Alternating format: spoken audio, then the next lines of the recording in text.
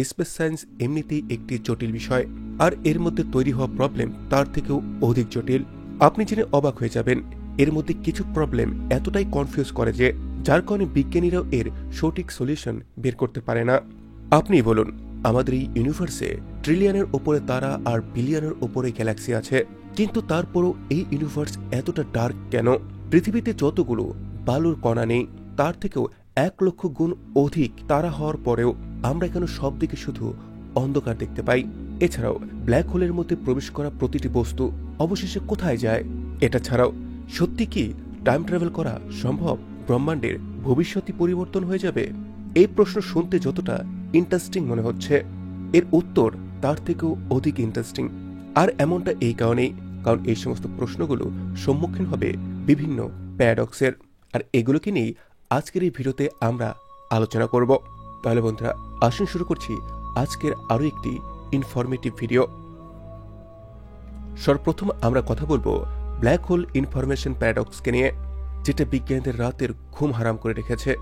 Black hole আমাদের এই ব্রহ্মাণ্ডের সব থেকে ভয়ঙ্কর একটি অবজেক্ট।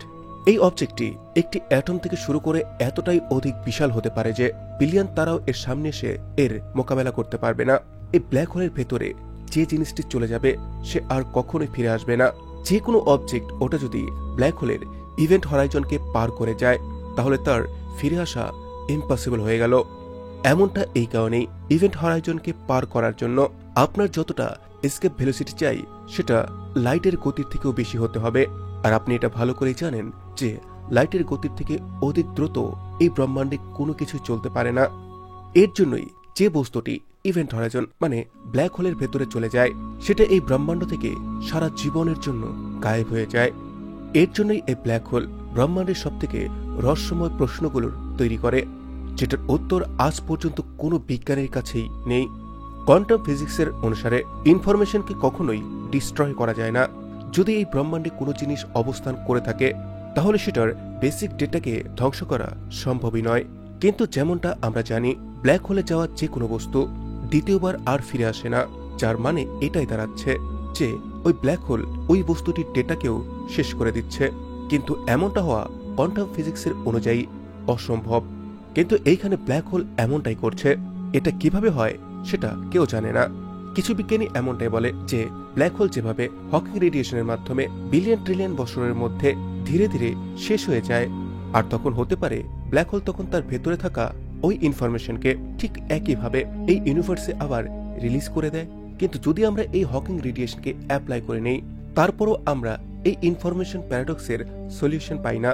আসুন এটাকে একটি উদাহরণের মাধ্যমে বোঝার চেষ্টা করি।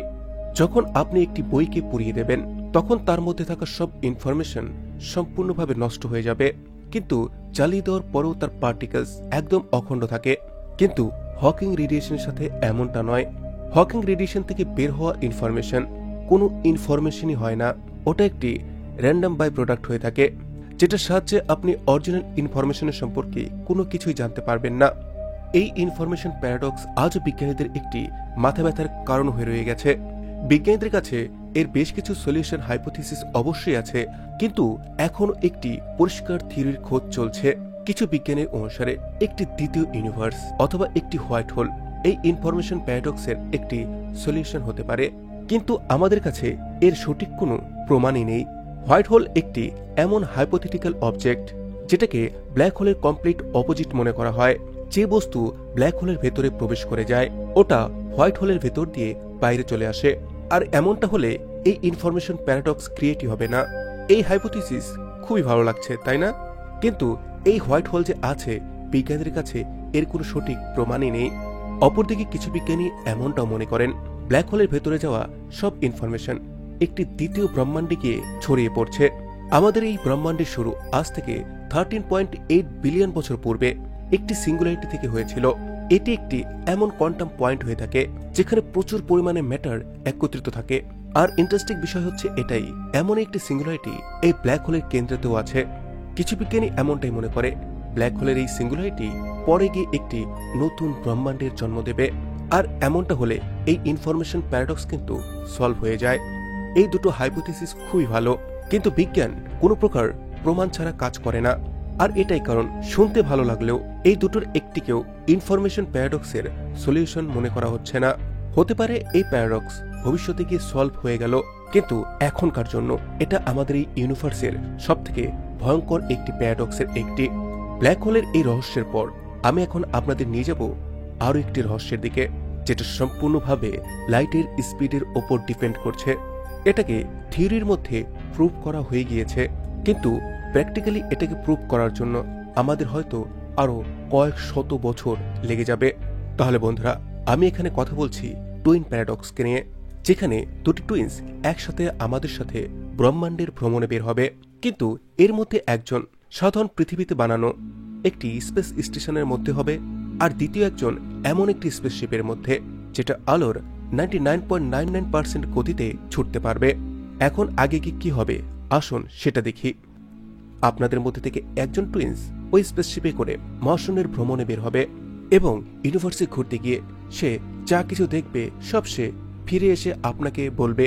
অনেক পরিশ্রম এবং লম্বা একটি সময়ের পর ফাইনালি আপনার স্পেসশিপ তৈরি হয়ে যায়, যেটা আলোর গতির কাছাকাছি গতি, মানে 99.99% গতিতে ছুটতে পারবে।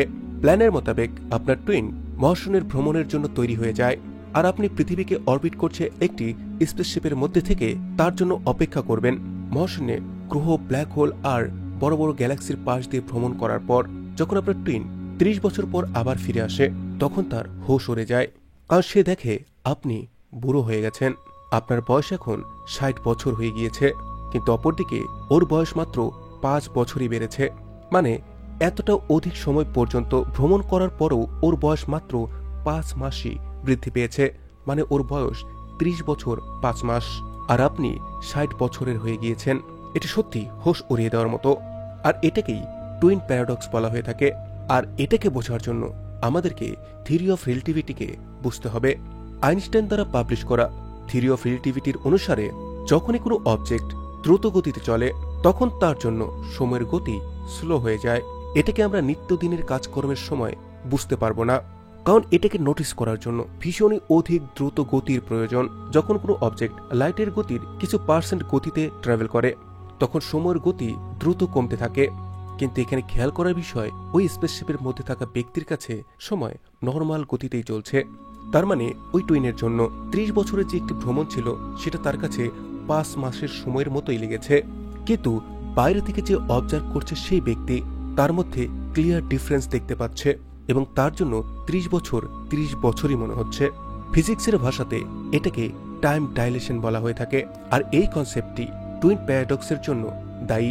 যাই হোক, আপনি দুটি বিচিত্র রকমের প্যারাডক্সের সম্পর্কে জেনেছেন। এখন আমি তৃতীয় আরও একটি মাথা ঘুরিয়ে দেওয়ার মতো প্যারাডক্সের দিকে আপনাকে নিয়ে যাব, যেটা আপনাকেও ভাবতে বাধ্য করবে, আর এটা হচ্ছে অলবার্টস প্যারাডক্স।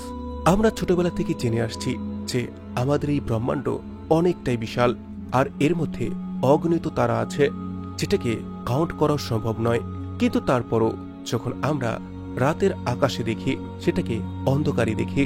যদি আমাদের এই ব্রহ্মাণ্ডে অনন্ত তারা হয়ে থাকে তাহলে তার থেকে বের হওয়া আলো সম্পূর্ণ মহাকাশকে আলোকিত কেন করছে না? অলবার্টস প্যারাডক্স এই প্রশ্নের উপরেই আধারিত। আসুন এটার সম্পর্কে আরো ভালোভাবে আমরা বোঝার চেষ্টা করি। মনে করুন আপনাকে একটি ঘন জঙ্গলে ছেড়ে দেওয়া হলো, যেখানে চারিদিকে প্রচুর পরিমাণে গাছ আর গাছ আছে। এখন আপনি যদি সেই জঙ্গল দিয়ে হাঁটেন তাহলে কিন্তু আপনি সেখানে অন্ধকারই দেখতে পাবেন, কারণ এই সমস্ত গাছ সব আলোকে ব্লক করে রেখেছে। কিন্তু যদি এই জিনিসটিকে আপনি উল্টো করে দেখেন যে আমাদের এই ব্রহ্মাণ্ডের অগণিত তারার আলো চারিদিকে দেখতে পাওয়া উচিত, সে সাথে এখানে অন্ধকার দেখতে পাওয়ারই কথা না, কিন্তু বাস্তবে কিন্তু আমরা এমনটা দেখতে পাই না। এই প্যারাডক্স শুনতে অনেকটা লজিক্যাল মনে হলেও কিন্তু এর মধ্যে অনেক কিছুর কমতি আছে। যখন এই ব্রহ্মাণ্ডকে অনন্ত বলা হয় তখন শুধুমাত্র এর সাইজকে কনসিডার করা হয়। যেমনটা আমরা জানি আমাদের ব্রহ্মাণ্ডের বয়স 13.8 বিলিয়ন বছর, যেটা একটি ফাইনাইট নাম্বার, আর এই জিনিসটিকে অলবার্টস প্যারাডক্সের মধ্যে ইনক্লুড করা হয় না। যেমনটা জানি আমাদের observable universe 93 billion light years জুড়ে ছড়িয়ে আছে। এর মানে যদি আমরা লাইটের স্পিডে ভ্রমণ করি তাহলেও ব্রহ্মাণ্ডের এক প্রান্ত থেকে অপর প্রান্ত পর্যন্ত যেতে আমাদের 93 বিলিয়ন ইয়ার্স লেগে যাবে। সহজ ভাষায় বলতে গেলে আমাদের এই ব্রহ্মাণ্ড অনন্ত হলেও এর সেই অংশ যেখান থেকে লাইট আমাদের কাছে এসে পৌঁছিয়েছে ওটা ফাইনাইট। আর এটাই কারণ যে আমরা চারিদিকে তারার আলো দেখতে পাই না। এটা ছাড়াও লাইটের ইন্টেন্সিটি ডিস্টেন্সের সাথে সাথে কম হতে থাকে, যার কারণে ভিজিবল স্পেকট্রাম থেকেও আলো আরো লো এনার্জিতে চলে যায়, আর তখন সেই আলোকে কোনো প্রকার ইনস্ট্রুমেন্ট ছাড়া দেখতে পাওয়া অসম্ভব হয়ে যায়। আর এই দুটি কারণের জন্যই আমরা রাতের আকাশকে আলোকিত দেখি না। আসুন এবার যাই চতুর্থ প্যারাডক্সে, যেটা টাইম ট্রাভেলের থিওরিকেই চ্যালেঞ্জ করে। এখানে আমরা জানব বুটস্ট্র্যাপ প্যারাডক্সের সম্পর্কে। তো আসুন এটাকে বোঝার চেষ্টা আমরা একটি গল্পের মাধ্যমে করি। একদিন অফিস থেকে আসার সময় আপনি রাস্তার মধ্যে একটি বই পেলেন। বইটির ফ্রন্টে লেখা আছে এটা একটি টাইম ট্রাভেল গাইড, আর ইন্টারেস্টিং টাইটেল হওয়ার কারণে আপনি বইটিকে তুলে নেন আর বাড়িতে গিয়ে সেটাকে পড়তে শুরু করেন। আপনি জানতে পারেন ওই বইটির মধ্যে টাইম মেশিন তৈরি করার সম্পূর্ণ ডিটেলস দেওয়া আছে, আর আপনি ওটাকেই রিয়েল লাইফে কপি করতে শুরু করেন। কয়েক মাসের পরিশ্রমের পর আপনার টাইম মেশিন রেডি হয়ে যায়, আর তখন আপনি আপনার বইটিকে নিয়ে পাস্টে যাওয়ার জন্য রেডি হয়ে যান। আপনি ডিসাইড করেন আপনি পেছনে ওই দিনে যাবেন যখন আপনি ওই বইটি পেয়েছিলেন, আর আপনি বইটির অরিজিনাল মালিককে খোঁজার চেষ্টা করবেন। আপনি টাইম মেশিনের বাটনকে প্রেস করেন। আপনি ওই ডেটের অফিস থেকে ফেরার কিছুটা সময়ের আগের সময়ে গিয়ে পৌঁছে যান। আপনি দেখেন রাস্তার মধ্যে ওই বইটি পড়ে নেই। এর মানে আপনি একদম পারফেক্ট টাইমেই সেখানে গিয়ে পৌঁছিয়েছেন। কয়েক ঘন্টা অপেক্ষা করার পরেও আপনি সেখানে কোনো ব্যক্তিকেই দেখতে পান না যার কাছে ওই বইটি আছে। আপনি কিছু সময় আরো অপেক্ষা করেন, কিন্তু কোনো কিছুই হয় না। তারপর আপনি নিজেই বিরক্ত হয়ে ওই বইটিকেই ওইখানে ফেলে দেন, যেটাকে আপনার পাস্টের লোক পরে তুলে নেয়। এখন এইখানে প্রশ্ন এটাই, ওই বইটির অরিজিনাল মালিককে?